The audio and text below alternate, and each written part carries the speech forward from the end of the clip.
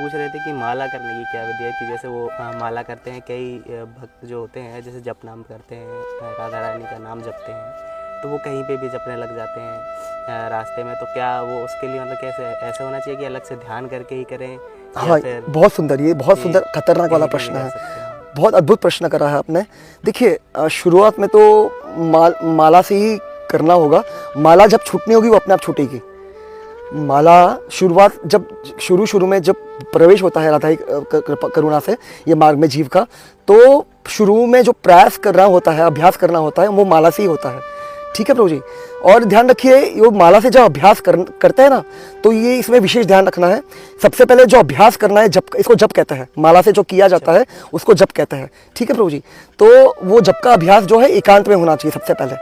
सबसे पहले वो अभ्यास एकांत में होना चाहिए। हमारे आसपास कोई हो नहीं, कोई हमें देख ना रहा हो, हम बिल्कुल अकेले हो, और हम और श्याम और कोई होना। ठीक है। जैसे उदाहरण के तौर पर, जैसे एक प्रेमी और प्रेमिका मिलते हैं तो कैसे मीटिंग करते हैं, है ना, सीक्रेट मीटिंग करता है ना, एकांत में मिलते हैं ना। तो ये एक मीटिंग है। जो जप करने का तात्पर्य क्या है, जीव परमात्मा से मिलता है, शाम से मिलता है, मीटिंग करता है, तो वो एकांत में होती है।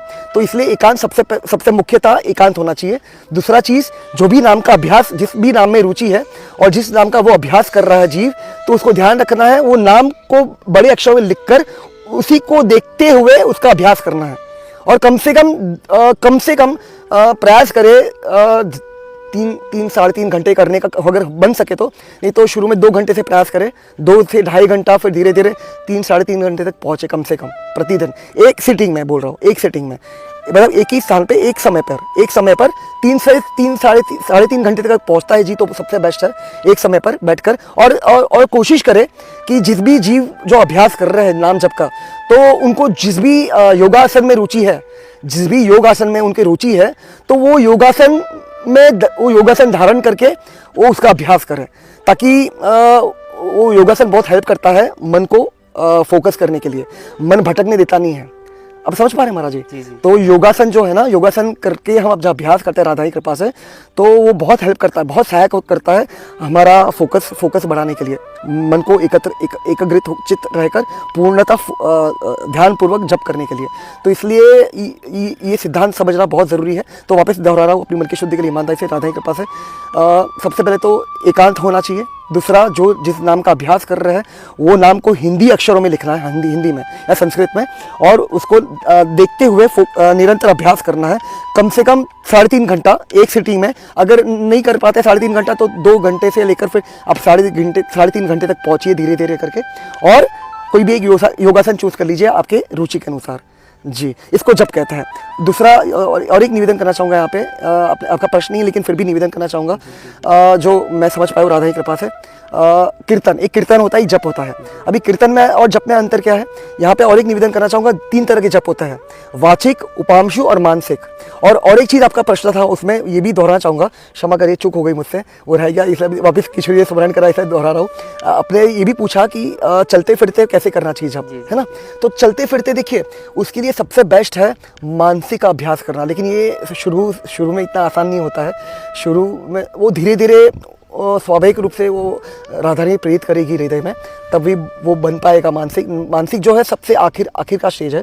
वो काफ़ी सालों का अभ्यास के बाद वो मानसिक, क्योंकि मानसिक में कैसा होता है, वो नाम छप जाता है मन के अंदर, और फिर प्रयास तो करना ही पड़ता है, तभी वो अपने आप नहीं चलेगा, तभी प्रयास करना पड़ेगा, लेकिन वो मन में नाम चलेगा। हाँ, क्योंकि हम निरंतर इतने सालों से अभ्यास कर रहे हैं नाम को देखते हुए।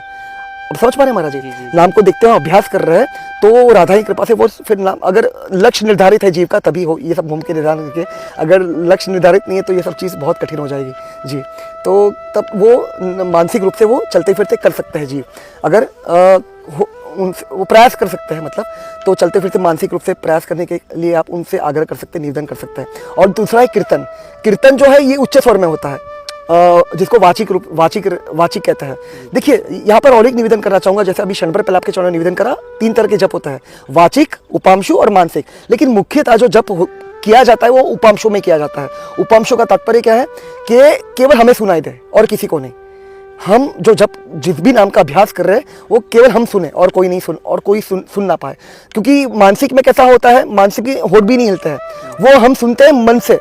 मन में वो चलता है नाम, और हृदय से वो मतलब वो कान सुन मतलब कान से सुन लेते हैं वो हृदय में। जब वो होता है, वो एक पूरा एक मैकेनिज्म है, जो अभ्यास करते वही समझ पाएगा। मैं आपको उसमें वर्णन नहीं कर पाऊंगा, इसको अन्यथा लीजिएगा। तो मैं जब मन से जो कोई अभ्यास करता है राधा की कृपा से, तो उसमें भी आवाज़ आती है कान में, वो अंदर से आती है, लेकिन वो फिर उसमें जीभ नहीं हलती, जीवा नहीं हलती है, वो मन में चलता है नाम। और दूसरा उपांशु में जीभ चलती है, जीवा जो है ये चलती है, लेकिन वो इतनी ऐसी चलेगी केवल वो हमें सुनाई देगी और किसी को सुनाई नहीं देगी, वो एकदम धीमी आवाज होगी। और वाचिक वो उच्च स्वर में होगा। लेकिन अभी कैसा है यहाँ पे, वाचिक जो है ये कीर्तन में भी आता है। वाचिक मुख्यतः कीर्तन जो संकीर्तन या कीर्तन जो भी हम करते हैं उसका अभ्यास करते हैं, वो वाचिक रूप में होना चाहिए, उच्च स्वर में होना चाहिए। और मानसिक जप जो है ये स्मरण में आता है। जपा, कीर्तन और स्मरण आपने सुना होगा अगर तो, श्रवणम, कीर्तनम और स्मरणम। तो स्मरणम में ये अंतिम जो स्टेज है मानसिक जप, वो स्मरण में आता है। तो उसके लिए समय लगता है, क्योंकि जब हमारा राधा की कृपा से श्रवण कीर्तन एकदम पुष्ट हो जाएगा, एकदम खतरनाक वाला हो जाएगा, तो स्मरण अपने आप बनना शुरू हो जाएगा।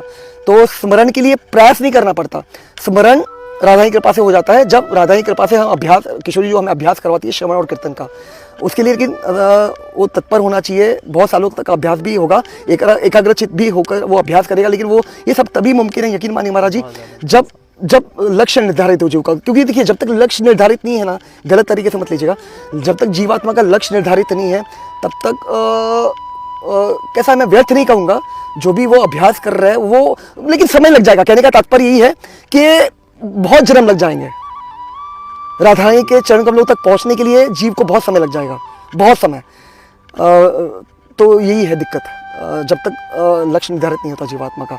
और एक बार लक्ष्य निर्धारित हो गया, यकीन मानिए, तो जो काम जिसके लिए बहुत सारे जन्म लगते हैं ना महाराज, जो बहुत ज़्यादा दुर्लभ है, शास्त्र प्रमाण सुदुर्लभ वर्णन करा है, तो वो सुसुलभ हो जाता है एकमात्र में किशोरी की कृपा से, लाडली जो की कृपा से जी। इसी जन्म में बेड़ पार हो जाता है। और महाराज जी लक्ष्य क्या होना चाहिए जी? लक्ष्य में वही आपके चरण क्षण भर पहले निवेदन कर अपनी मन की शुद्धि के लिए ईमानदारी से, मैं किशोरी की कृपा से, कि आज की वर्तमान परिस्थिति जो संभव है वो केवल शरणागति है महाराज, आत्मसमर्पण है।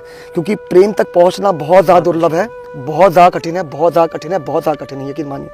वापस कह रहा हूँ, मैं किसी को डिसअपॉइंट करने का मेरा भाव नहीं है, लेकिन देखिए इसमें कोई संशय नहीं है कि करने वाली करवाने किशोरी जो है।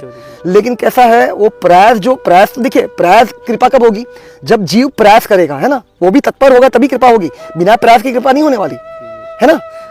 और लक्ष्य भी निर्धारित होना चाहिए, तभी प्रयास बन पाएगा। तो कैसा है वो प्रयास, जो प्रेम तक पहुंचने वाला जो प्रयास है ना महाराज, वो बहुत कठिन है, बहुत ज़्यादा कठिन है महाराज, इतना आसान नहीं है।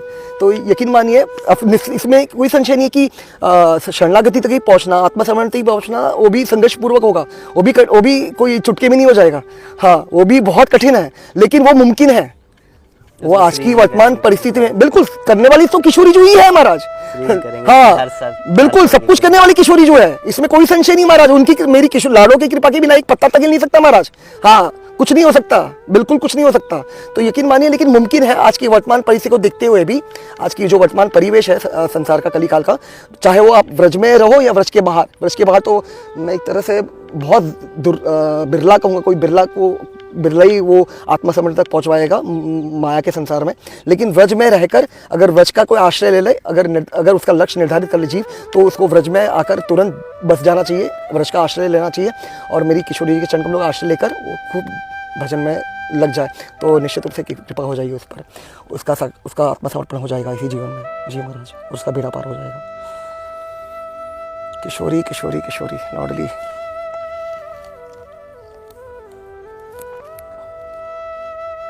बस महाराज जी यही प्रश्न थे जी। आपका कीमती समय देने के लिए बहुत बहुत धन्यवाद। और यहाँ पे, हाँ, अब यहाँ पे एक स्पर्श करना चाहूँगा। देखिए यकीन मानिए महाराज, अभी क्षण भर पहले आपके चरण निवेदन का एक सिद्धांत, सब स्वार्थ के सगे बिन स्वार्थ ना कोई, है ना।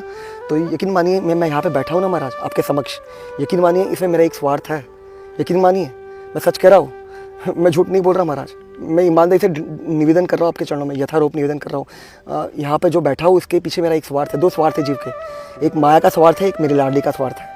तो वापस करो, मेरी औकात नहीं है, मेरी किशोरी कृपा से जो भाव बना है वो बस मेरा लाडली का स्वार्थ है, इसलिए आपके समक्ष बैठा हूँ निमित्त बनने के लिए। क्योंकि यकीन मानिए, जो जीवात्मा निमित्त बन गया ना महाराज मेरी किशोरी के चरण कमलों की सेवा में, उसका बेड़ा पार हो जाएगा इसी जीवन में। इसी जन्म में उसका बेड़ा पार हो जाएगा। तो बस यही स्वार्थ है महाराज, इसलिए आपके समक्ष बैठा हूँ। जो भी मेरी किशोरी कृपा से थोड़ा बहुत समझ में आया है वही यथारूप निवेदन करने का प्रयास कर रहा हूँ। और ध्यान रखिएगा, इसमें मेरी कोई सामर्थ्य नहीं है, ना कोई योग्यता, ना कोई बल, ना कोई औकात। ये जो भी कर रही है किशोरी कर रही है और वही करवा रही है। तो बस यही भाव है, बस आप आशीर्वाद दीजिएगा कि मैं जल्द से जल्द मेरी किशोरी मुझे मिल जाए। मुझे और कुछ नहीं चाहिए महाराज जी, बिल्कुल कुछ नहीं चाहिए, बिल्कुल कुछ नहीं चाहिए। और महाराज जी आप कहाँ से आके यहाँ पे बसे हुए, कितने टाइम हो गया आपको? मुझे राधा की कृपा से 13 महीने के ऊपर हो गए हैं। मेरा जन्म मुंबई का है और मातृभाषा मेरी गुजराती कुल में, वैष्णव कुल में ही जन्म हुआ है जी, राधा की कृपा से, ठाकुर जी की कृपा से। तो 13 महीने से यहीं पे वास कर रहे हैं, यहीं पे जप का नाम कर रहे हैं? मैं नहीं कुछ कर रहा, यकीन श्री जी करवा मानिए, रहे मैं हैं कुछ आप। कर भी नहीं सकता महाराज जी, यकीन मानिए। मुझसे देखिए, मैं अगर कुछ कर सकता हूँ ना महाराज, तो वो केवल गलतियाँ कर सकता हूँ, यकीन मानिए। बाकी सब मेरी किशोरी कृपा है, बस उन्हीं का आसरा है और उन्हीं का सहारा है और उन्हीं का भरोसा है। उन्हीं की कृपा से यहाँ तक पहुँचा हूँ महाराज, यकीन मानिए। मेरी कोई सामर्थ्य नहीं है, बिल्कुल कोई सामर्थ्य नहीं है। अरे महाराज जी, आप जब तक कोशिश ना करें, लाडली तब तक लाडली भी लाडली, कैसे राधा राधा राधा राधा आपने राधा। कोशिश की तो श्री जी ने भी आपकी वो करवाई। यहाँ मैंने वापस और एक निवेदन करना चाहूँगा, इसको हटा लीजिएगा। जी। मैंने कोशिश नहीं करी महाराज, यकीन मानिए। सिर्फ लक्ष्य निर्धारित हो गया था राधा की कृपा से, वो भी तो लक्ष्य निर्धारित होने का सब करवाया मेरी लाडली ने। कृपा जब नहीं और कुछ नहीं, क्षमा करिए। तो हाँ, सब करवाने वाली मेरी लाडली है। हाँ, राधा राधा राधा राधा राधा राधा, कोटि कोटि प्रणाम महाराज जी।